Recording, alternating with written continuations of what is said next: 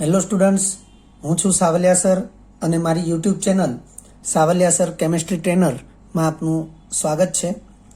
વિદ્યાર્થી મિત્રો, 11th કેમેસ્ટ્રીના પરમાણ્વીય બંધારણ ચેપ્ટરના JEE નીટના MCQ સોલ્યુશન લેક્ચર 6, જેમાં આપણે 10 MCQ ને સોલ્વ કરીશું.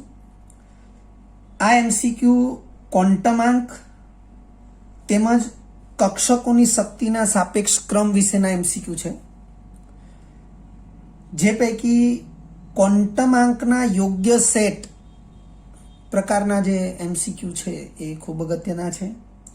કક્ષકોની શક્તિના સાપેક્ષ ક્રમને લગતા MCQ પણ ખૂબ અગત્યના જ છે, કારણ કે તેના આધારે આપણે ઇલેક્ટ્રોન રચનાને સમજી શકીએ છીએ. તો આવો શરૂ કરીએ. સૌથી પહેલો MCQ તમને આપ્યો છે: જો કોઈ તત્વનો અંતિમ ઇલેક્ટ્રોન 4s કક્ષકમાં ગોઠવાયેલો હોય તો તે ઇલેક્ટ્રોન માટે ચારેય ક્વોન્ટમાંક અનુક્રમે n, l, m અને s ના મૂલ્યો માટે નીચેના પૈકી કયો સેટ સાચો છે? વિદ્યાર્થી મિત્રો, જ્યારે પણ કોઈ પણ ઇલેક્ટ્રોન માટે ક્વોન્ટમાંકના સેટ વિશેની વાત થાય તો એવા MCQમાં જે ઓપ્શન તમને આપ્યા હોય, જે વિકલ્પ આપ્યા હોય, એ વિકલ્પમાં તમને 4 અંકોનો એક સેટ આપેલો હશે અને એ 4 અંકો પૈકી પ્રથમ અંક ફરજિયાત મુખ્ય ક્વોન્ટમાંક n દર્શાવે છે. બીજો અંક ફરજિયાત કોણીય વેગમાન ક્વોન્ટમાંક સ્મોલ l દર્શાવે છે. ત્રીજો અંક એ ફરજિયાત ચુંબકીય ક્વોન્ટમાંક m દર્શાવે છે. અહીં હું સ્પષ્ટતા કરું છું કે ચુંબકીય ક્વોન્ટમાંક માટે સિમ્બોલ તરીકે સ્મોલ m અથવા સ્મોલ m ની બાજુમાં સ્મોલ l આ પ્રકારનો સિમ્બોલ પણ હોઈ શકે. ચોથો અંક એ ફરજિયાત સ્પિન ક્વોન્ટમાંક દર્શાવે છે. એટલે જો તમને પ્રશ્નમાં આ પ્રકારે અનુક્રમે n, l, m અને s ના મૂલ્યો એવી ચર્ચા ન કરી હોય, એવો ઉલ્લેખ ન કર્યો હોય અને ક્વોન્ટમાંકના યોગ્ય સેટ વિશે વાત કરી હોય તો પણ એ જે અંકો છે એ અનુક્રમે small n, small l, small m અને સ્મોલ s ના મૂલ્યો છે એવું યાદ રાખીશું. કારણ કે મુખ્ય ક્વોન્ટમાંકને આધારે જ કોણીય વેગમાન ક્વોન્ટમાંક l નક્કી થાય છે અને કોણીય વેગમાન ક્વોન્ટમાંક l ના આધારે જ ચુંબકીય ક્વોન્ટમાંક સ્મોલ m નક્કી થાય છે. સ્પિન ક્વોન્ટમાંક s એ બાકીના 3 ક્વોન્ટમાંક ઉપર આધાર રાખતો નથી, પરંતુ આ 3 ક્વોન્ટમાંક પૈકી m l ઉપર આધાર રાખે છે અને l એ n ઉપર આધાર રાખે છે અને તેથી એને ક્રમિક શરૂઆતમાં આપવામાં આવે છે અને અંતમાં એ સ્પિન ક્વોન્ટમાંકનું મૂલ્ય આપવામાં આવે છે. સ્પિન ક્વોન્ટમાંક s નું મૂલ્ય હંમેશા +½ અથવા -½ હોય છે. એ પણ આપણે યાદ રાખીશું અને એનો આપણને ખ્યાલ જ છે. તો વિદ્યાર્થી મિત્રો, અહીં સાચા વિકલ્પ તરીકે ઉકેલમાં વિકલ્પ B દર્શાવેલો છે. કઈ રીતે? તો માહિતીમાં તમને આપ્યું છે 4s કક્ષક. 4s કક્ષક પરથી જ આપણને ખ્યાલ આવશે. જોઈ શકો છો, 4s કક્ષક માટે આ 4 છે એ મુખ્ય ક્વોન્ટમાંક n દર્શાવે છે, એટલે n બરાબર 4 લખ્યું છે. s કક્ષક હોવાથી l નું મૂલ્ય 0 થશે. આપણે આ વાતને ફરીથી ધ્યાનમાં લઈ લઈએ. l નું મૂલ્ય 0 થી શરૂ થાય, 0, 1, 2, 3 અપ ટુ n-1 અને l ના મૂલ્યને અનુરૂપ કક્ષકની સંજ્ઞા અથવા કક્ષકનો પ્રકાર તો એ દર્શાવીએ તો 0 હશે ત્યારે s કક્ષક, 1 હશે ત્યારે p, 2 હશે ત્યારે d, 3 હશે ત્યારે f, 4, 5 વાસ્તવમાં જરૂરિયાત નથી, પરંતુ એ ક્રમ જો આગળ વધારીએ તો s, p, d, f, g, h આવા સ્મોલ લેટર હોઈ શકે. પરંતુ આપણા આવર્ત કોષ્ટકને મુખ્યત્વે 4 વિભાગમાં જ અથવા 4 પ્રકારમાં જ વહેંચેલું છે, એસ વિભાગ, પી વિભાગ, ડી વિભાગ, એફ વિભાગ. ત્યાર પછી તત્વો અસ્તિત્વમાં નથી અને તેથી જી અને એચ વિભાગ જેવા વિભાગ આવર્ત કોષ્ટકમાં નથી. અને આ જ રીતે આપણને ખ્યાલ આવે છે કે આપણે ઇલેક્ટ્રોન રચના માટે એસ, પી, ડી અને એફ એમ 4 પ્રકારની જ કક્ષકોની જરૂર પડશે. તો અભ્યાસમાં આગળ વધીએ કે 4s છે, આ 4 એ મુખ્ય ક્વોન્ટમાંક છે. એસ કક્ષક હોવાથી એલનું મૂલ્ય 0 થશે. એટલે n બરાબર 4 અને l બરાબર 0 ને આપણે વિચારીએ તો આ 4 એ 4 ઓપ્શન એટલે કે વિકલ્પ, એમાં n નું મૂલ્ય 4 અને l નું મૂલ્ય 0 એ ફક્ત આપણને વિકલ્પ બી માં જ આપ્યું છે, એટલે લખ્યું છે જે ફક્ત વિકલ્પ બી માં જ જોવા મળે છે. અને તેથી 4s કક્ષકમાં ગોઠવાયેલા ઇલેક્ટ્રોન માટે ચારેય ક્વોન્ટમાંક માટે સાચો સેટ એ વિકલ્પ બી માં દર્શાવ્યા મુજબ થશે. બીજા નંબરે એમસીક્યુ આપ્યો છે વિદ્યાર્થી મિત્રો, પીએમટી 2007માં પૂછાયેલો એમસીક્યુ આપણે લીધો છે. લેટર ઓન આપણા જે એમસીક્યુ સોલ્યુશન્સના લેક્ચર આવશે એમાં આ પ્રકારની સ્પર્ધાત્મક પરીક્ષાઓમાં પૂછાયેલા પ્રશ્નોના પણ સ્પેશિયલ લેક્ચર આવશે જ.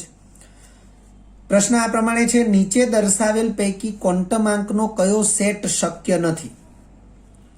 તો અહીં પણ તમે જોઈ શકો છો ક્વોન્ટમાંકના સેટ માટે અનુક્રમે મૂલ્યો જે આપ્યા છે n, l, m અને s ક્વોન્ટમાંકના આપ્યા છે. આ પ્રકારે 5 મૂલ્યો આપ્યા છે. તો કયો સેટ શક્ય નથી? તો તમે જોઈ શકો છો 4 વિકલ્પ આપ્યા છે. પહેલો વિકલ્પ એવું કહે છે કે પહેલા નંબરનો અને ત્રીજા નંબરના સેટ છે એ શક્ય નથી. બી વિકલ્પ જે છે એની અંદર એવું લખ્યું છે કે પહેલો, ત્રીજો અને ચોથો સેટ, એટલે પહેલો, ત્રીજો અને ચોથો સેટ શક્ય નથી. વિકલ્પ સી છે એમાં બીજો, ત્રીજો અને પાંચમો સેટ શક્ય નથી એવું કહ્યું છે. અને એવી રીતે વિકલ્પ ડી ની અંદર કહ્યું છે કે બીજો, ચોથો અને પાંચમો આ સેટ શક્ય નથી. તો ઉકેલ તરીકે આપણને સાચો વિકલ્પ આપ્યો છે વિકલ્પ ડી. તો કઈ રીતે એ શક્ય નથી? તો વિદ્યાર્થી મિત્રો, આપણે લાસ્ટ લેક્ચર જે એમસીક્યુ સોલ્યુશન લેક્ચર 5 હતો એની અંદર આપણે જે સમજૂતી લીધેલી એ સમજૂતીનો અહીં કંઈક ઉપયોગ કરી રહ્યા છીએ કે ક્વોન્ટમાંકના સેટની યોગ્યતા માટે અથવા તો કોઈ કક્ષક ક્યારે શક્ય બને? તો કક્ષક ત્યારે જ શક્ય હોય જ્યારે n ગ્રેટર ધેન l હોય. n ગ્રેટર ધેન l હોય તો જ કક્ષક શક્ય છે, અને કક્ષક શક્ય હોય તો જ ક્વોન્ટમાંકનો સેટ શક્ય હોઈ શકે. તો અહીં આપણે ક્વોન્ટમાંકના સેટની યોગ્યતા માટે આ 3 શરતનું પાલન થવું જરૂરી છે. એટલે આપણે આ જે ટિપ્સ આપી છે એ ટિપ્સ એક્સ્ટ્રા ઓર્ડિનરી છે, એને આપણે ધ્યાનમાં રાખીશું.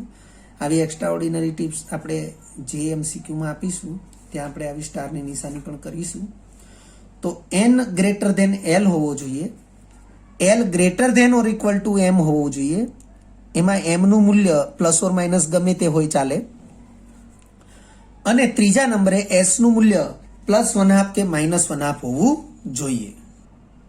હવે જો આ ત્રણેય પૈકી કોઈ એક શરતનું પાલન પણ ન થાય તો ક્વોન્ટમાંકનો તે સેટ યોગ્ય નથી અથવા શક્ય નથી તેમ કહી શકાય. તો આગળ વધીએ. તો અહીં લખ્યું છે n greater than l, l greater than or equal to m અને s નું મૂલ્ય +or -1/2 નું પાલન થવું જોઈએ. તો અહીં જે બીજા નંબરનું છે એમાં તમે જોઈ રહ્યા છો n અને l ના મૂલ્યો સરખા છે, એટલે કે આ પહેલા નંબરની શરત છે એનું પાલન નથી થતું. એટલે અહીં બીજા નંબરનો જે ક્વોન્ટમાંકનો સેટ છે એમાં n ગ્રેટર ધેન l નું તેમજ ચોથો અને પાંચમો સેટ છે એમાં l greater than or equal to m નું પાલન થતું નથી અને તેથી તે સેટ યોગ્ય નથી. તમે જોઈ શકો છો જેમ કે બીજા નંબરના સેટમાં બંનેના મૂલ્યો 2 છે તો આનું પાલન થતું નથી એટલે એ યોગ્ય નથી. ચોથામાં તમે જોઈ શકો છો કે l નું મૂલ્ય 0 આપ્યું છે અને m નું મૂલ્ય -1 આપ્યું છે. તો મેં કીધું એ પ્રમાણે નિરપેક્ષ રીતે આપણે માનાંક પણ વિચારી શકીએ મોડ્યુલ. તો l નું મૂલ્ય 0 છે અને m નું મૂલ્ય -1 છે. તો આપણે માનાંકની દ્રષ્ટિએ વિચારીએ તો એમનું મૂલ્ય મોટું આપ્યું છે, એલનું મૂલ્ય નાનું આપ્યું છે. આ શૂન્ય માઇનસ નિશાનીને ધ્યાનમાં ન લો, એને માનાંક કહેવાય.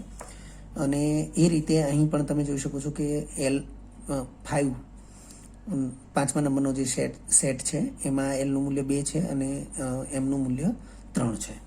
તો અહીં પણ આ શરતનું પાલન થતું નથી અને તેથી તે સેટ યોગ્ય નથી. આપણે અહીં એમને માનાંક કરી દઈશું, એટલે નિશાની જે છે એમની, એ નિશાનીને આપણે ધ્યાનમાં લઈશું નહીં. ત્રીજા નંબરનો એમસીક્યુ છે વિદ્યાર્થી મિત્રો. આ એમસીક્યુ N+L ના નિયમ ઉપર આધારિત એમસીક્યુ છે. N+L નો નિયમ જે વાસ્તવમાં આઉટબાઉના નિયમ, ઇલેક્ટ્રોનની ગોઠવણી માટેનો જે આઉટબાઉનો નિયમ છે એનો મૂળ આધાર કહી શકાય એવો N+L નો નિયમ. N+L નો નિયમ એ કક્ષકોની શક્તિનો સાપેક્ષ ક્રમ નક્કી કરવા માટેનો નિયમ છે. એનસીઆરટી બોર્ડ લેવલે તમે આ નિયમ ભણી ચૂક્યા છો, પરંતુ આ એમસીક્યુની અંદર આપણે આ નિયમને આધારે જ ઉકેલ લાવી શકીશું. આ પ્રમાણે પ્રશ્ન છે: N અને L ના આપેલા મૂલ્યો ધરાવતી કક્ષકોને તેમની ઉર્જાના ચડતા ક્રમમાં ગોઠવીએ તો નીચેના પૈકી કયો વિકલ્પ યોગ્ય હશે? તો તમે જોઈ શકો છો કક્ષકોને II, III, IV એવા ક્રમ આપેલા છે અને દરેક કક્ષક માટે N અને L ના મૂલ્યો તમને આપેલા છે. તો અહીં તમે જોઈ શકો છો વિકલ્પની અંદર તમને આ જે 4 કક્ષકો છે એ કક્ષકોની શક્તિના સાપેક્ષ ચડતા ક્રમ તમને આપ્યા છે અલગ અલગ. તો એ પૈકી એ કયો ક્રમ યોગ્ય છે એ આપણે નક્કી કરવાનું છે. તો અહીં ઉકેલ તરીકે સાચો વિકલ્પ એ દર્શાવ્યો છે.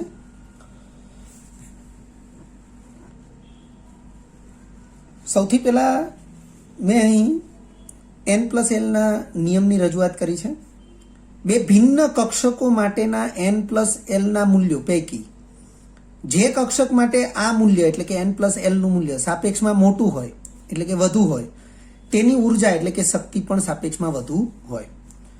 તેમજ કરીને આ નિયમનું એડિશનલ એક બીજું વિધાન છે: જો બંને કક્ષકો માટે N+L ના મૂલ્યો સમાન હોય તો સાપેક્ષમાં જે કક્ષકનું N નું મૂલ્ય વધુ હોય, N એટલે મુખ્ય ક્વોન્ટમાંક નું મૂલ્ય વધુ હોય તેની ઉર્જા પણ સાપેક્ષમાં વધુ હોય છે. આપણને જે અહીં વિકલ્પ આપ્યા છે એ વિકલ્પને આપણે અહીં એક કોષ્ટકમાં દર્શાવ્યા છે. આ કોષ્ટકમાં કક્ષક ક્રમ જે અહીં ક્રમ આપ્યા છે એ કક્ષકના ક્રમ છે. N અને L ના મૂલ્યો તમે જોઈ શકો છો જે પ્રમાણે આપ્યા છે એ પ્રમાણે જ લખ્યા છે. પહેલી કક્ષક જે છે પહેલા ક્રમની, એમાં N નું મૂલ્ય 4 અને L નું મૂલ્ય 1 છે. એવી રીતે બીજી કક્ષક છે એમાં N નું મૂલ્ય 4 અને બીજી L નું મૂલ્ય 0 છે. ત્રીજી કક્ષકમાં N નું મૂલ્ય 3 છે, L નું મૂલ્ય 2 છે અને ચોથી કક્ષકમાં N નું મૂલ્ય 3, L નું મૂલ્ય 1 છે. N+L એટલે બંનેનો સરવાળો 5, 4, 5 અને 4 છે. તો તમે જોઈ શકો છો કે આ બે ક્રમ એટલે કે પહેલા અને ત્રીજા ક્રમની જે કક્ષક છે એના N+L ના મૂલ્યો 5 છે. બીજા અને ચોથા ક્રમની કક્ષકો છે એના માટે N+L ના મૂલ્યો 4 છે. એટલે 4ની સાપેક્ષે 5 મોટું મૂલ્ય છે. એટલે બીજા અને ચોથા ક્રમની જે કક્ષક છે એની સાપેક્ષે પહેલા અને ત્રીજા ક્રમની કક્ષકોની શક્તિ ઊંચી હશે.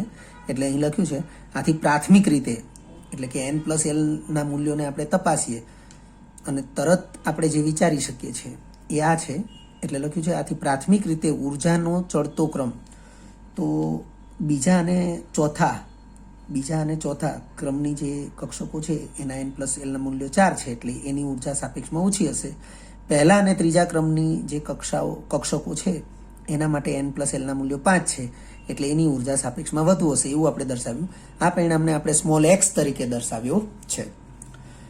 પરંતુ મુખ્ય ક્વોન્ટમાંક N ના મૂલ્યની સરખામણીના સંદર્ભમાં, કારણ કે અહીંયા આપણે વિધાન લખ્યું છે N+L ના મૂલ્યો સમાન હોય બંને કક્ષકો માટે, તો તમે જોઈ શકો છો બીજા અને ચોથા માટે N+L ના મૂલ્યો સમાન 4 છે. પહેલી અને ત્રીજી કક્ષક માટે N+L ના મૂલ્યો સમાન 5 છે. તો એ સ્થિતિમાં આપણે મુખ્ય ક્વોન્ટમાંકના મૂલ્યની સરખામણી કરવી પડે. લખ્યું છે પરંતુ મુખ્ય ક્વોન્ટમાંક N ના મૂલ્યની સરખામણીના સંદર્ભમાં સ્મોલ a એવો આપણે ક્રમ આપ્યો છે પરિણામને. તો ચોથા નંબરની જે કક્ષા છે એમાં N નું મૂલ્ય 3 છે અને બીજા નંબરની જે કક્ષા છે એમાં એનનું મૂલ્ય 4 છે. એટલે 4 લેસ ધેન 2 એટલે કે 4 છે એ કક્ષાનો ક્રમ છે, 2 છે એ પણ કક્ષાનો ક્રમ છે. એટલે આ જે છે એ શક્તિનો ક્રમ થયો.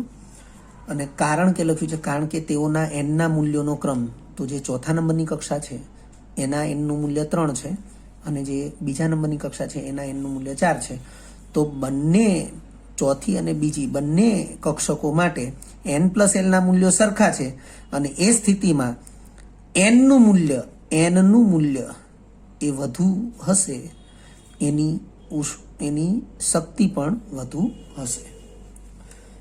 એ જ રીતે બી, સ્મોલ બી કરીને ક્રમ જે દર્શાવે છે, પરિણામ દર્શાવે છે, એ પહેલા અને ત્રીજા માટેનું પરિણામ છે. એમાં n પ્લસ એલના મૂલ્યો સમાન છે, પરંતુ એનના મૂલ્યને ચેક કરીએ તો પ્રથમ કક્ષક માટે એનનું મૂલ્ય 4 અને ત્રીજી માટે 3 છે.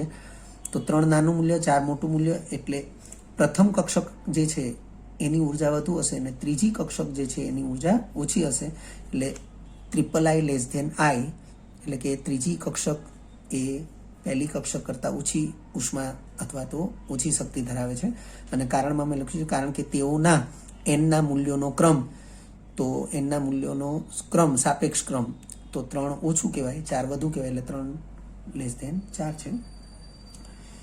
આથી પરિણામ એક્સ, એ અને બી આ 3 પ્રમાણે આ બંનેનો શક્તિનો સાપેક્ષ ક્રમ જે છે એ આ છે. એટલે આપણે અહીંયા જોઈ શકીએ છીએ કે IV લેસ ધેન I, આ બંને છે એના માટે આપણે પરિણામ એના આધારે લખ્યું. પછી લેસ ધેન છે એ આ લેસ ધેન છે અને પછી આ બંને માટે સાપેક્ષ ક્રમ દર્શાવીએ તો આ પ્રમાણે થશે. એટલે આ થશે. તો 4 જે કક્ષકો છે એ 4 કક્ષકો માટે શક્તિ અથવા ઉર્જાનો યોગ્ય ચડતો ક્રમ IV less than I less than I less than I થશે. અને એ જે ક્રમ છે એ આપણને વિકલ્પ એમાં આપેલો છે, એટલે લખ્યું છે જે વિકલ્પ એમાં દર્શાવ્યો છે. ચોથા નંબરનો MCQ છે, કેપિટલ N કોષમાં ઇલેક્ટ્રોનની સંખ્યા, કક્ષકની સંખ્યા અને કક્ષકના પ્રકાર માટે અનુક્રમે નીચેના પૈકી કયો વિકલ્પ યોગ્ય છે? તો અહીં તમને 4 ઓપ્શનની અંદર 3 અંકો આપેલા છે અથવા 3 સંખ્યા આપેલી છે. પ્રથમ સંખ્યા એ ઇલેક્ટ્રોનની સંખ્યા દર્શાવે છે, બીજી સંખ્યા એ કક્ષકની સંખ્યા દર્શાવે છે અને ત્રીજી સંખ્યા એ કક્ષકના પ્રકાર કેટલા છે એટલે કે કક્ષકના પ્રકારની સંખ્યા દર્શાવે છે. N કોષ માટે આપણે ઇલેક્ટ્રોનની સંખ્યા, કક્ષકની સંખ્યા અને કક્ષકના પ્રકાર અનુક્રમે આ 4 ઓપ્શનની અંદર દર્શાવેલા છે. તો 4 પૈકી કયો ઓપ્શન એ N કોષ માટે સાચી માહિતી આપે છે? તો ઉકેલ તરીકે વિકલ્પ સી એ સાચો ગણાવ્યો છે. તો કઈ રીતે? તો આગળ વધીએ. N કોષ માટે મુખ્ય ક્વોન્ટમાંક n બરાબર 4 થશે. વિદ્યાર્થી મિત્રો, આપણે મુખ્ય ક્વોન્ટમાંક લાસ્ટ લેક્ચરમાં પણ આવી ચર્ચા કરી ચૂક્યા છીએ MCQના સોલ્યુશનમાં. મુખ્ય ક્વોન્ટમાંક સ્મોલ n એના મૂલ્યો આપણે અનુક્રમે 1, 2, 3, 4 લઈએ તો કોષની સંજ્ઞા અનુક્રમે capital K, L, M, N, O આ પ્રકારે હોય છે. તો તમને અહીં N કોષ આપ્યો છે. N કોષ આપ્યો છે તો એના માટે મુખ્ય ક્વોન્ટમાંક n નું મૂલ્ય સ્મોલ n નું મૂલ્ય 4 થશે. હવે સ્મોલ n નું મૂલ્ય એટલે કે મુખ્ય ક્વોન્ટમાંકનું મૂલ્ય એને કક્ષાનો ક્રમ પણ કહેવાય. એ જાણતા હોય તો ઇલેક્ટ્રોન સંખ્યાનું સૂત્ર 2n² મુજબ આપણને 32 મળશે. તો સૌથી પહેલા આપણને ઇલેક્ટ્રોન સંખ્યા પૂછી છે, તો સૌથી પહેલા ઇલેક્ટ્રોન સંખ્યા 32 આવતી હોય એવો આ સી ઓપ્શન છે. હજુ આગળ વધીએ. કક્ષકની સંખ્યા બીજા ક્રમે પૂછી છે, તો n કક્ષા અથવા મુખ્ય ક્વોન્ટમાંક n સ્મોલ n માટે કક્ષકની સંખ્યાનું સૂત્ર n² છે. 4 એપ્લાય કરીએ તો કક્ષકની સંખ્યા 16 મળશે. તો બીજા ક્રમે કક્ષકની સંખ્યા છે એ પણ તમને ઓપ્શન સી ની અંદર જોવા મળે છે. અને પછી લખ્યું છે કક્ષકોના પ્રકાર. તો અહીંયા ત્રીજા નંબરે કક્ષકના પ્રકાર. તો વિદ્યાર્થી મિત્રો આ વસ્તુને યાદ રાખજો, કક્ષકના પ્રકારની સંખ્યા એ એલના મૂલ્યોની સંખ્યાને સમાન હોય અને એલના મૂલ્યોની સંખ્યા એ હંમેશા મુખ્ય ક્વોન્ટમાંક એન જેટલી હોય અને મુખ્ય ક્વોન્ટમાંક એનનું મૂલ્ય 4 છે એટલે કક્ષકોના પ્રકાર પણ 4 થશે. વિદ્યાર્થી મિત્રો આપણે કક્ષકોના પ્રકાર એ એલના મૂલ્યોની સંખ્યાને અનુરૂપ હોય છે. આ બધી કક્ષકોના પ્રકાર છે, તમે જોઈ શકો છો, એસ, પી, ડી, એફ, જી, એચ. તો જસ્ટ આપણે એન બરાબર 4 એપ્લાય કરીએ આ સ્થાને, તો 4 એપ્લાય કરીએ તો 4માંથી 1 જાય તો 3 થશે. તો આપણે 0થી શરૂઆત કરવાનું અને 3 સુધી જવાનું. તો 0, 1, 2 અને 3 આ મૂલ્યો કેટલા છે? તો આ મૂલ્યો 4 મૂલ્યો છે. આ પહેલું મૂલ્ય, આ બીજું, આ ત્રીજું, આ ચોથું, આ 4 મૂલ્યો છે અને 4 મૂલ્યોને અનુરૂપ કક્ષકના પ્રકાર પણ 4 છે. એટલે કક્ષકોના પ્રકારની સંખ્યા બરાબર એલના મૂલ્યોની સંખ્યા બરાબર મુખ્ય ક્વોન્ટમાંક એનનું મૂલ્ય બરાબર 4. એટલે 32, 16 અને 4 એ ક્રમ આપણને વિકલ્પ સીમાં દર્શાવેલો છે. ત્યાર પછી 5મા નંબરનો એમસીક્યુ છે, કોઈ પણ પેટાકોષમાં સ્પિન ક્વોન્ટમાંકનું સમાન મૂલ્ય ધરાવતા ઇલેક્ટ્રોનની મહત્તમ સંખ્યા નીચેના પૈકી કયા સૂત્ર દ્વારા દર્શાવાય? તો વિદ્યાર્થી મિત્રો તમને અહીં 4 સૂત્રો આપ્યા છે. આમ તો આની ટિપ્સ એક જ વિધાનમાં પૂરી થઈ જાય, પરંતુ આપણે સમજૂતી જે આપી છે એ સમજૂતી પણ આપણે જાણતા હોવા જોઈએ. એટલે અહીં આપણે ઉકેલ તરીકે વિકલ્પ બી એ સાચો વિકલ્પ છે એવું દર્શાવ્યું છે, પરંતુ એ કઈ રીતે, તો એને આપણે સમજી લઈએ. એલનું મૂલ્ય, એલનું પ્રત્યેક મૂલ્ય એક પેટાકોષ એટલે કે કક્ષક દર્શાવે છે. જેમ કે આ કક્ષક છે એ પેટાકોષ છે. હવે એલનું પ્રત્યેક મૂલ્ય એક પેટાકોષ એટલે કે કક્ષક દર્શાવે છે એવું આપણે જાણીએ છીએ. તેમજ પ્રત્યેક પેટાકોષની કુલ મહત્તમ ઇલેક્ટ્રોન સંખ્યા હંમેશા બેકી સંખ્યા હોય છે, એટલે કે યુગ્મ હોય છે, જે નીચેના સૂત્રથી જાણી શકાય છે. એટલે પેટાકોષ એલ માં રહેલા કુલ ઇલેક્ટ્રોનની સંખ્યા 4l+2, આપણે એમસીક્યુ સોલ્યુશન લેક્ચર 5 ની અંદર પણ આ સૂત્રનો ઉપયોગ કરેલો છે. તો 4l+2, 2 કોમન નીકાળીએ તો 2 × 2l+1 થશે. હવે લખ્યું છે કે પ્રત્યેક પેટાકોષની મહત્તમ ઇલેક્ટ્રોન સંખ્યા પૈકી અડધી સંખ્યાના ઇલેક્ટ્રોનના સ્પિન ક્વોન્ટમાંકનું મૂલ્ય એ સમાન, ધારો કે +1 આપ લઈએ, તો બાકીના અડધી સંખ્યાના જે ઇલેક્ટ્રોનના સ્પિન ક્વોન્ટમાંકનું મૂલ્ય છે એ પણ સમાન હશે અને એ આનાથી વિરુદ્ધ હશે, -1 આપ હશે. તો હવે પેટાકોષની મહત્તમ ઇલેક્ટ્રોન સંખ્યા પૈકી અડધી સંખ્યા, તો અડધી કરવા માટે મહત્તમ સંખ્યાને 2 વડે ભાગવું પડે. તો અહીં લખ્યું છે, આથી કોઈ પણ પેટાકોષમાં સ્પિન ક્વોન્ટમાંકનું સમાન મૂલ્ય ધરાવતા ઇલેક્ટ્રોનની મહત્તમ સંખ્યા બરાબર પેટાકોષની મહત્તમ સંખ્યા ભાગ્યા 2. તો પેટાકોષની મહત્તમ સંખ્યા 4l+2 છે, 2 વડે ભાગીએ, એનો મતલબ 2(2l+1) છે એને 2 વડે ભાગીએ છીએ, એનો મતલબ થશે કે 2l+1 જેટલી થશે, જે આપણને વિકલ્પ બી માં આપેલું છે. પણ આ 2l+1 એ એમના મૂલ્યોની સંખ્યા છે. એટલે આની ટિપ્સ આ પ્રમાણે થઈ કે કોઈ પણ પેટાકોષમાં સ્પિન ક્વોન્ટમાંકનું સમાન મૂલ્ય ધરાવતા ઇલેક્ટ્રોનની મહત્તમ સંખ્યા એ જે તે પેટાકોષ માટે એમના મૂલ્યોની સંખ્યા જેટલું થશે. ધારો કે એલ પેટાકોષ છે, એલ પેટાકોષ માટે એમના મૂલ્યો, તો એ સૂત્ર છે 2l+1.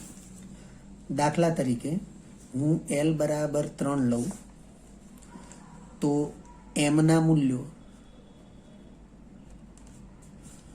-l થી શરૂ કરી 0 થી +l સુધી લેવાના હોય.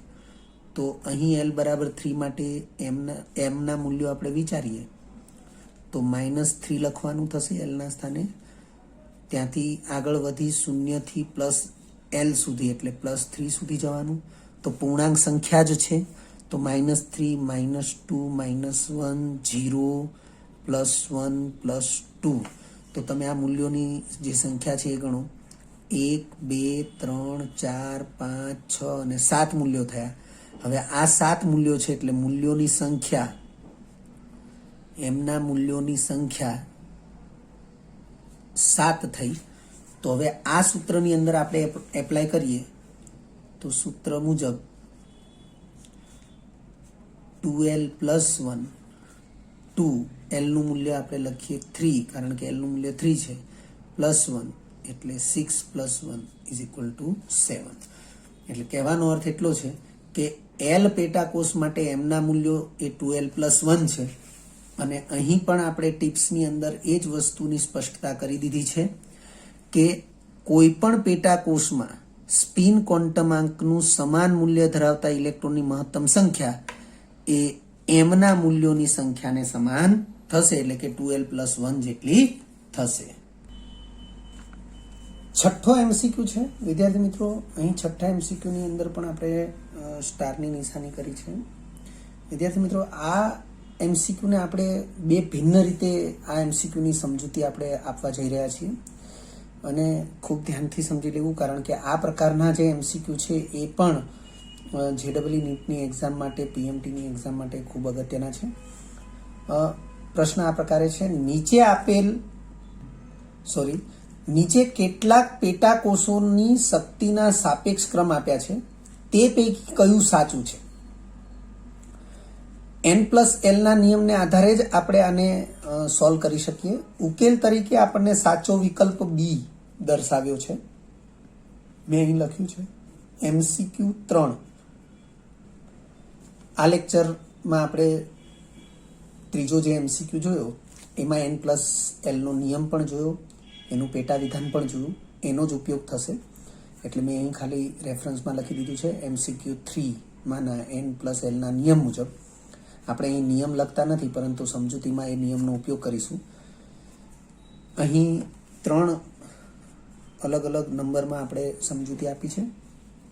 તમે જોઈ શકો છો કે વિકલ્પ A અને વિકલ્પ B એમાં n-1d n-1d ns એટલે જે કક્ષકો આપી છે એ સમાન છે એટલે લખ્યું છે. અહીં વિકલ્પ A અને B બંનેમાં સમાન પેટાકોષ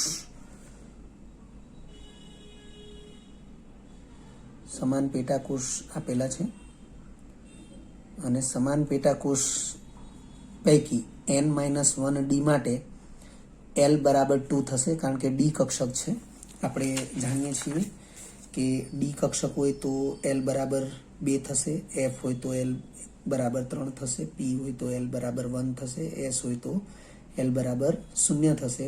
વિદ્યાર્થી મિત્રો અહીં જો તમે ભૂલ કરો છો s માટે 1, p માટે 2, d માટે 3, f માટે 4 આવી રીતે જો તમે લઈ લો છો તો એ તમારી ભૂલ છે અને તમને ક્યારેય સાચો જવાબ મળશે નહીં. તમે યાદ રાખો કે s કક્ષક માટે l નું મૂલ્ય 0 છે કારણ કે l નું મૂલ્ય 0 થી શરૂ થાય છે અને વિદ્યાર્થીઓ વિચારવામાં ભૂલ કરતા હોય છે l નું મૂલ્ય 1 થી ચાલુ કરે છે એટલે SPDF યાદ રાખે છે અને l નું મૂલ્ય 1, 2, 3, 4 યાદ રાખે છે એટલે એ ભૂલ થાય છે. l નું મૂલ્ય 0 થી શરૂ થાય છે એવું યાદ રાખો એટલે અનુક્રમે SPDF કક્ષક હોય તો અનુક્રમે l ના મૂલ્ય 0, 1, 2, 3 હોય એટલે એ પ્રમાણે યાદ રાખવું જરૂરી છે. તો લખ્યું છે જે પૈકી n-1d તો અહીં d છે એટલા માટે l = 2 થશે હોવાથી તેમજ n ના સ્થાન ઉપર n-1 છે. વાસ્તવમાં કોઈ પણ કક્ષકને દર્શાવવા માટે આ પ્રકારની સિસ્ટમ છે. કક્ષકની સંજ્ઞા બરાબર મુખ્ય ક્વોન્ટમાંક અને એની સાથે કક્ષકનો પ્રકાર. તો હવે મુખ્ય ક્વોન્ટમાંકનો સિમ્બોલ n હોય છે અને કક્ષકનો પ્રકાર s, p, d કે f હોય છે. આ ચારમાંથી ગમે તે. તો અહીં તમને nd આપવાને બદલે n-1d છે. એનો મતલબ n ના સ્થાને n-1 છે. તો મેં લખ્યું છે કે d છે એટલે l = 2 તેમજ n ના સ્થાને n-1 છે. હવે આપણે n+l ના નિયમમાં કિંમતો એપ્લાય કરવી હોય તો n ના બદલે n-1 એપ્લાય કરવું પડશે અને l નું મૂલ્ય 2 એપ્લાય કરીએ તો n-1 + 2 એનો જવાબ થશે n+1. જ્યારે ns બીજી કક્ષક ns છે તો ns છે હવે s એટલે l નું મૂલ્ય 0 થશે તો s માટે l નું મૂલ્ય 0 એટલે n+l એ n+0 થશે કારણ કે l ના સ્થાને 0 લખીએ અને n+0 એટલે n થશે. તો તમે જોઈ શકો છો કે n+1 મોટું છે અને n એ નાનું કહેવાશે. તો લખ્યું છે આમ n+1 ગ્રેટર ધેન n છે. હવે n+1 ગ્રેટર ધેન n છે એનો અર્થ એવો થશે n+1 એ n-1d માટે છે અને n એ ns માટે છે. તો લખ્યું છે n+1 ગ્રેટર ધેન n હોવાથી શક્તિનો સાપેક્ષ ક્રમ n-1d ગ્રેટર ધેન ns થશે. અને આવો સાપેક્ષ ક્રમ એ વિકલ્પ બીમાં આપ્યો છે. વિકલ્પ એમાં એનાથી વિપરીત આપ્યું છે, એટલે વિકલ્પ એ શક્ય નથી, એ ખોટું છે. વિકલ્પ બી સાચું છે. આપણને પૂછવામાં આવ્યું છે તે પૈકી કયું સાચું છે, તો બંનેમાંથી બી સાચું છે. 4/4માંથી બી સાચું છે. પણ આપણે એ પણ જોઈએ કે સી અને ડી વિકલ્પ જે છે એ પણ સાચા છે કે નહીં. તો વિકલ્પ સીમાં બંને પેટાકોષો n+1d અને nf, તો n+1d એમાં ડી કક્ષક છે એટલે L નું મૂલ્ય 2 થશે અને n ના સ્થાને n+1 છે એટલે n+1 થશે. તો n+1 + 2, કારણ કે ડી છે એટલે L બરાબર 2 લખવા પડશે. તો n+1 + 2 તો n+3 થશે. nf કક્ષક, આ બીજી જે કક્ષક આપી છે nf છે, તો f છે એટલે L બરાબર 3 થશે. આપણે જાણીએ છીએ આ બાબતને ખાસ ધ્યાનમાં રાખવી જરૂરી છે કે f છે તો L બરાબર 3 થશે, એ ભૂલ ન થવી જોઈએ. તો L બરાબર 3 છે એટલે n+3, તો બંને n+3 જ દર્શાવે છે. તો આપણે n+L ના નિયમનો જે પેટા વિધાન છે એમાં આગળ વધીશું. પરંતુ અહીં n+1 તમે જોઈ શકો છો n+1d અને nf, તો આ બંને પૈકી n+1d અને n એ પૈકી n+1d મોટું છે, સોરી n+1 મોટું કહેવાય, n નાનું કહેવાય. તો એના આધારે આપણે વિચારીએ તો મુખ્ય ક્વોન્ટમાંક આ મોટો છે અને આ નાનો છે અને તેથી આપણે આવી રીતે લખી શકીએ. પરંતુ અહીં n+1 ગ્રેટર ધેન n હોવાથી શક્તિનો સાપેક્ષ ક્રમ n+1d ગ્રેટર ધેન nf થવો જોઈએ, પરંતુ અહીં એનાથી વિપરીત આપ્યું છે, ઉલટું આપ્યું છે, તેથી વિકલ્પ સી યોગ્ય નથી. એ જ રીતે વિકલ્પ ડી માટે વિચારી લઈએ. તો વિકલ્પ ડીમાં પણ 2 પેટાકોષો છે, જે પૈકી nf માટે, તો nf માટે આપણે અહીંયા ચર્ચા કરી છે એની એ જ છે, n + f હોવાથી L બરાબર 3, તો n+3 થશે. અને n+2s, હવે s કક્ષક છે એટલે L નું મૂલ્ય 0 અને n+2 n ના સ્થાને છે, તો n ના સ્થાને n+2 લખીએ તો n+2 થશે. n+3 અને n+2 એમાં n+3 મોટું ગણાશે, તો nf ની શક્તિ મોટી ગણાય, n+2s ની શક્તિ નાની ગણાય. એટલે આ પ્રકારની સિચ્યુએશન હોવાથી nf ગ્રેટર ધેન n+2s શક્તિનો સાપેક્ષ ક્રમ થશે, પરંતુ વિકલ્પ ડીમાં એનાથી વિરુદ્ધ આપ્યું છે એટલે વિકલ્પ ડી પણ સાચો નથી. હવે વિદ્યાર્થી મિત્રો, આપણે આ જે શીખ્યા છીએ n ના સ્થાને n+1 હોય, n ના સ્થાને n+2 હોય, આ પ્રકારે જે આપણે શીખ્યા છીએ એ જ બાબતને આપણે બીજી એક રીતે સમજી શકીએ છીએ. અને એ સમજૂતી માટે આપણે સૌથી પહેલાં આવી કોઈ બાબતને ધ્યાનમાં લઈશું અન્ય રીતે. એટલે આ જે ઉકેલ લાવ્યા છીએ એ ઉકેલ અન્ય એક રીતે છે કે આપેલ બધા વિકલ્પો તમે જોઈ શકો છો A, B, C અને D, એ બધા વિકલ્પોમાંના પેટાકોષો, તો આ બધા પેટાકોષો તમને જે પણ આપ્યા છે એ પેટાકોષો પૈકી સૌથી મોટા પેટાકોષ F ને ધ્યાનમાં લઈશું. તમે જુઓ કે તમને 4 વિકલ્પ આપ્યા છે, એમાં S, P, D અને F. S છે, S છે, S છે, પછી D છે અને F છે, P આપ્યું નથી. તો S, D અને F એમાં સૌથી મોટો પેટાકોષ F ગણાય. વિદ્યાર્થી મિત્રો, જેના માટે L નું મૂલ્ય મોટું તે મોટો પેટાકોષ ગણાય. જેમ કે L નું મૂલ્ય 0, 1, 2, 3, તો F માટે L નું મૂલ્ય સૌથી મોટું થશે, કારણ કે 3 જે છે એમાં F માટે L નું મૂલ્ય 3, D માટે 2 અને S માટે 0, તો સૌથી F માટેનું L નું મૂલ્ય મોટું છે. તો અહીં આપણે આગળ વધીએ લખ્યું છે આપેલ બધા જ વિકલ્પોમાંના પેટાકોષો પૈકી સૌથી મોટા પેટાકોષ F ને ધ્યાનમાં લઈશું અને એને ધ્યાનમાં લીધા પછી આપણે શું વિચારીએ છીએ, તો એ લખ્યું છે સૌ પ્રથમ એફ પેટાકોષ ચોથી કક્ષા n બરાબર 4 થી શરૂ થતો હોય, ઉપરોક્ત બધા જ વિકલ્પોમાં n બરાબર 4 લઈને ત્યારબાદ n+l ના નિયમનો ઉપયોગ કરીશું. આ વિધાનથી પણ આપણે MCQ સોલ્યુશન લેક્ચર નંબર 5 ની અંદર પરિચિત થયા છીએ. એવો એક MCQ આપણે સોલ્વ પણ કરેલો છે કે સૌ પ્રથમ એફ પેટાકોષ એ ચોથી કક્ષા એટલે કે n બરાબર 4 થી શરૂ થાય છે. અર્થ કે n બરાબર 1 2 3 4 લઈએ અને કક્ષકો S P D F લઈએ તો કોઈ પણ n ના કોઈ પણ મૂલ્ય માટે S કક્ષક હંમેશા હાજર હોય જ છે. n ના મૂલ્ય 1 માટે P D કે F કક્ષક હોતી નથી, એટલે ત્યાં આપણે એની ગેરહાજરી દર્શાવીએ. પછી n ના મૂલ્ય 2 માટે S કક્ષક તો હાજર છે, P કક્ષક પણ હાજર થાય છે, એટલે જે હાજર થાય ત્યાં આપણે એક સર્કલ દર્શાવીએ. તો 2 કે 2 થી કોઈ પણ મોટા મૂલ્ય માટે n ના 2 કે તેથી કોઈ પણ મોટા મૂલ્ય માટે P કક્ષક હાજર હોય છે, પણ D કે F કક્ષક હાજર હોતી નથી. એ જ રીતે n બરાબર 3 કે તેથી મોટા મૂલ્ય માટે D કક્ષક હાજર હોય છે, પરંતુ n બરાબર 3 માટે F કક્ષક હાજર હોતી નથી. એવી રીતે n બરાબર 4 કે તેથી મોટા કોઈ પણ મૂલ્ય માટે F કક્ષક હાજર હોય છે. ટૂંકમાં આપણે યાદ રાખીશું કે n બરાબર 1 2 કે 3 લઈએ ત્યારે F માટે જે L નું મૂલ્ય 3 મળવું જોઈએ એ ક્યારેય મળતું નથી, પણ n બરાબર 4 લઈએ ત્યારે આપણને L નું મૂલ્ય 3 મળી શકે છે. અને તેથી પ્રથમ એવી કક્ષા ચોથી કક્ષા કે જ્યાં F કક્ષક હાજર હોય છે, એટલે મુખ્ય ક્વોન્ટમાંક n ના 4 મૂલ્ય એટલે કે n બરાબર 4 મૂલ્ય માટે તમને સૌથી પહેલા F કક્ષક જોવા મળશે.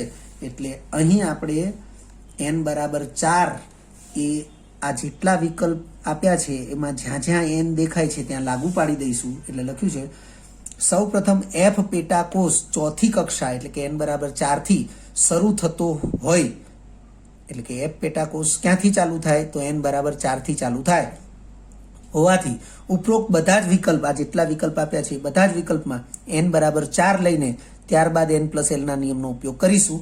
તો n બરાબર 4 એપ્લાય કરીએ છીએ આપણે.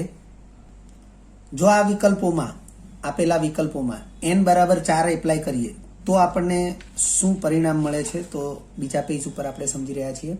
આથી વિકલ્પો નીચે મુજબ થશે. પહેલો વિકલ્પ એ છે એ n-1d ns હતો. n ના બદલે આપણે 4 લખ્યા, અહીંયા પણ 4 લખ્યા, તો 4 માંથી 1 જાય એટલે 3 થશે. 3d < 4s. હવે આ વિકલ્પનું સ્વરૂપ આ થયું. એવી રીતે અહીંયા પણ ખાલી ગ્રેટર ધેનની નિશાની છે, બાકી 3d < 4s થશે. એવી રીતે C જે વિકલ્પ છે એમાં n+1d < nf છે, તો n બરાબર 4 લખ્યું તો વિકલ્પનું સ્વરૂપ હવે 5d < 4f થયું. એવી રીતે અહીંયા પણ n બરાબર 4 લખીએ છીએ એટલે વિકલ્પનું સ્વરૂપ એ 4f < 6s થાય છે.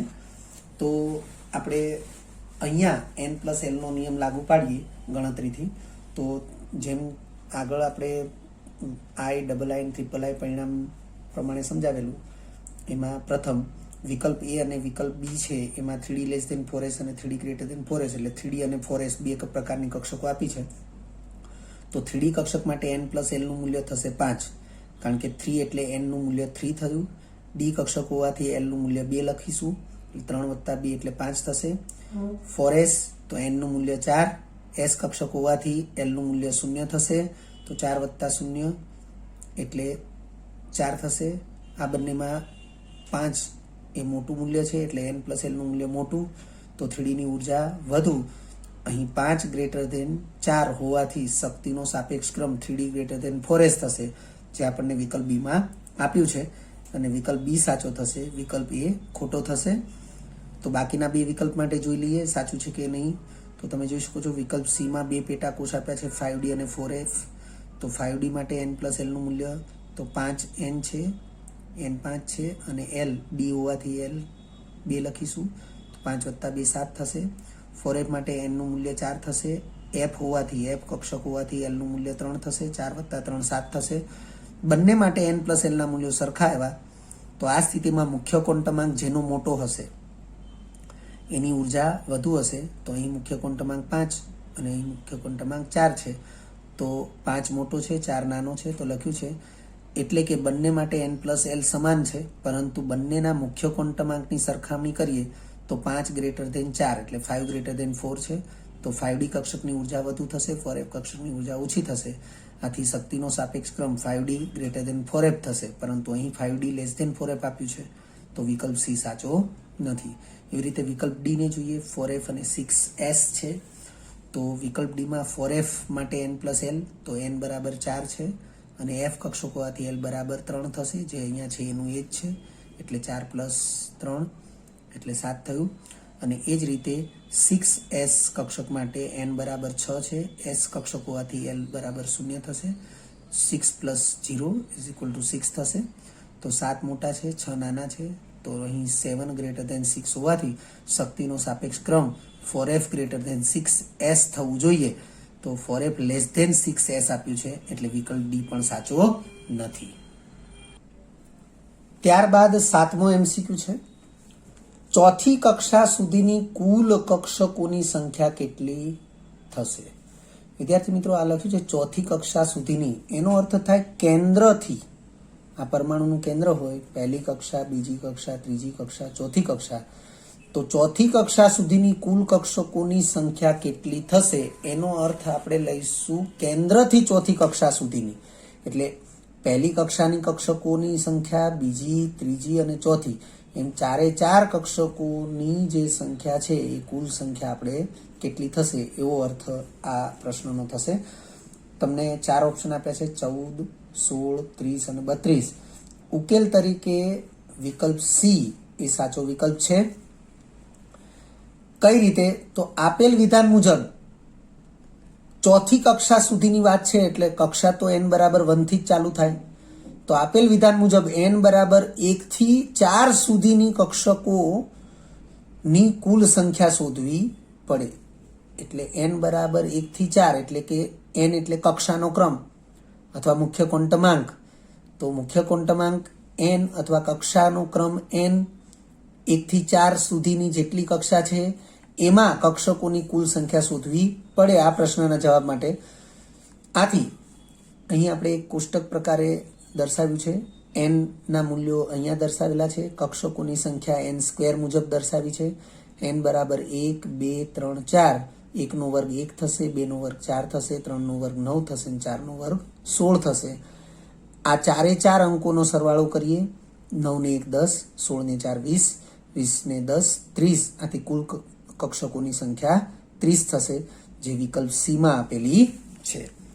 હવે આ જ MCQ જે છે એમાં આપણે આ વિધાનમાં નાનો એવો ફેરફાર કરીએ છીએ અને ઓપ્શન જે છે એ આના આ જ રાખીએ છીએ. અને એ વિધાનમાં જે ફેરફાર છે એ આ પ્રકારે છે. લખ્યું છે કેન્દ્રથી ચોથી કક્ષા વચ્ચે કુલ કેટલી કક્ષકો આવેલી હોય. કેન્દ્રથી ચોથી કક્ષા વચ્ચે કુલ કેટલી કક્ષકો આવેલી હોય. તો તમે જોઈ શકો છો વિદ્યાર્થી મિત્રો, એના એ જ 4 વિકલ્પ આપ્યા છે અને ઉકેલ તરીકે આપણે વિકલ્પ એ દર્શાવ્યો છે. એટલે યાદ રાખજો વિદ્યાર્થી મિત્રો કે તમે કોઈ MCQ સોલ્વ કર્યો છે અને MCQ ના વિકલ્પ સમાન છે. તમે આવો MCQ સોલ્વ કર્યો છે અને પરીક્ષામાં આવો MCQ પૂછાય અને તમે આ MCQ સોલ્વ કર્યો છે પણ તમે ધ્યાનથી વાંચતા નથી, તો તમે ખોટો વિકલ્પ પસંદ કરી શકો છો. પ્રશ્ન આ પૂછાયો હોય, તમે આ સોલ્વ કર્યો હોય અને તમે વિકલ્પ તરીકે સી પસંદ કરો તો તમારો એ જવાબ ખોટો પડે. આવેલા માર્ક્સમાંથી 25% લેખે માર્ક્સ જશે. આના તો માર્ક્સ મળશે જ નહીં. એટલે આ પ્રમાણે આપણે નુકસાની ઊભી કરીશું. એટલે પ્રશ્નને ધ્યાનથી વાંચવો જરૂરી છે અને પછી એને સમજવું જરૂરી છે. તો કઈ રીતે જોઈ લઈએ. મેં કીધું એ પ્રમાણે કેન્દ્રથી ચોથી કક્ષા વચ્ચે,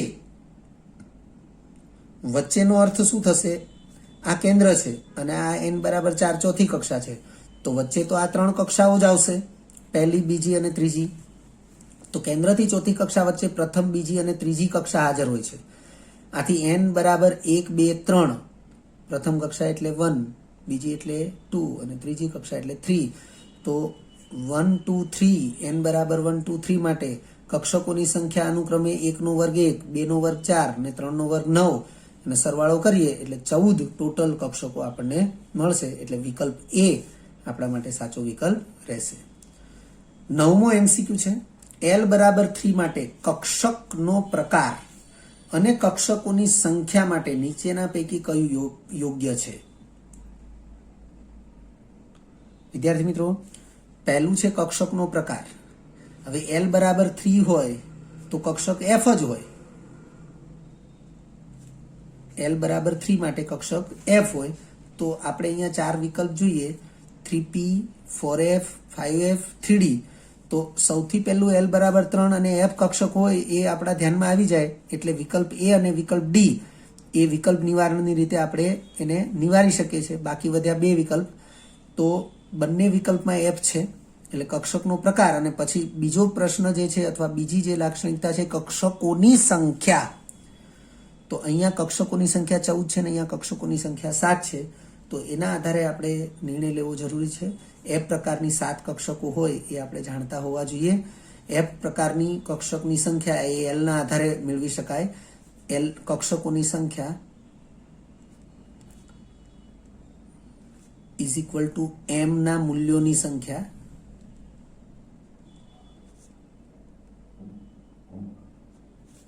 ઇઝ ઇક્વલ ટુ 2L + 1. આ સૂત્રથી આપણે પરિચિત છીએ. વિદ્યાર્થી મિત્રો, કક્ષકોની સંખ્યા એટલે વાસ્તવમાં પર્ટિક્યુલર F પ્રકારની કક્ષકોની સંખ્યાના સંદર્ભમાં. કારણ કે જ્યારે L નો ઉપયોગ કરતા હોઈએ કક્ષકોની સંખ્યા શોધવા માટે ત્યારે જે તે L ને અનુરૂપ જે કક્ષકનો પ્રકાર હોય એ પ્રકારની કક્ષકોની સંખ્યા માટે જ વાત થઈ રહી છે એવું યાદ રાખીશું. તો આપણે આગળ વધીએ. ઉકેલ તરીકે વિકલ્પ C એ સાચો ગણાવ્યો છે. L બરાબર 3 હોવાથી F કક્ષક નક્કી થાય છે. તેમજ કક્ષકોની સંખ્યા એ એમના મૂલ્યોની સંખ્યા જેટલી જ હોય અને એમના મૂલ્યોની સંખ્યા એ 2L + 1 જેટલી હોય. L નું મૂલ્ય 3 આપેલું જ છે. એપ્લાય કરીએ. 2 તરી 6 વત્તા 1 એટલે 7. તો 5F અને 7 એ આપણને વિકલ્પ C ની અંદર આપ્યું છે. તેથી વિકલ્પ C એ સાચો વિકલ્પ છે. 10મો MCQ છે, નીચેના પૈકી કઈ કક્ષક કેન્દ્રની સૌથી નજીક હશે અથવા કેન્દ્રથી વધુ નજીક હશે? તો તમે જોઈ શકો છો કે તમને અહીંયા 6S, 4F, 5D, 6P આ પ્રકારની કક્ષકો આપી છે. આ પણ કક્ષકોની શક્તિના સાપેક્ષ ક્રમ આધારિત MCQ જ છે. તો ઉકેલ તરીકે આપણને વિકલ્પ A સાચો ગણાવ્યો છે. તો કઈ રીતે છે એની આપણે અહીંયા હિન્ટ આપેલી છે. N+L ના નિયમ મુજબ આપણે બધામાં N+L નો નિયમ લાગુ પાડીએ તો N+L ના નિયમ મુજબ આપેલ કક્ષકોનો સાપેક્ષ શક્તિક્રમ 6S એની શક્તિ સૌથી ઓછી આવશે. 4F, 5D અને 6P એના માટે N+L નું મૂલ્ય એ 7 આવે છે. પરંતુ N નું મૂલ્ય 4, 5 અને 6 એટલે N ના મૂલ્ય વધે એ પ્રમાણે કક્ષકોની શક્તિ પણ વધશે. એટલે 4F < 5D < 6P થશે. એટલે 6S ની જે ઉષ્મા છે અથવા ઉર્જા છે અથવા શક્તિ છે એ સૌથી ઓછી છે અને જેની શક્તિ સૌથી ઓછી એ કેન્દ્રથી વધુ નજીક હોય તો એ સ્થિતિમાં આપણે 6S એ કેન્દ્રથી સૌથી નજીક છે. આપણે વિધાન લખેલું છે કે કક્ષકની શક્તિ જેમ ઓછી તેમ કેન્દ્રની વધુ નજીક હોય. તેથી 6S કક્ષક એ કેન્દ્રની સૌથી નજીક હશે. વિદ્યાર્થી મિત્રો, અહીં મેં N+L ના મૂલ્યો આપેલ કક્ષકો માટે દર્શાવ્યા નથી. સીધો શક્તિનો સાપેક્ષ ક્રમ દર્શાવ્યો છે. તમે N+L નું મૂલ્ય મતલબ N+L નો નિયમ લાગુ પાડી અને આ જે 4 કક્ષકો છે એની શક્તિનો સાપેક્ષ ક્રમ એ જાતે નક્કી કરી શકો છો. વિદ્યાર્થી મિત્રો, જો તમને આ વિડીયો લેક્ચર ગમ્યો હોય તો લાઈક આપજો, શેર કરજો અને સબસ્ક્રાઇબ પણ કરજો. અગાઉના લેક્ચરનું રિવિઝન અને પાઠ્યપુસ્તકનું વાંચન કરતા રહેજો. આ લેક્ચર અંગે કોઈ પણ ડિફિકલ્ટી હોય તો મને વોટ્સઅપ કરી શકાય. આભાર. ફરી મળીશું નવા વિડીયો લેક્ચરમાં.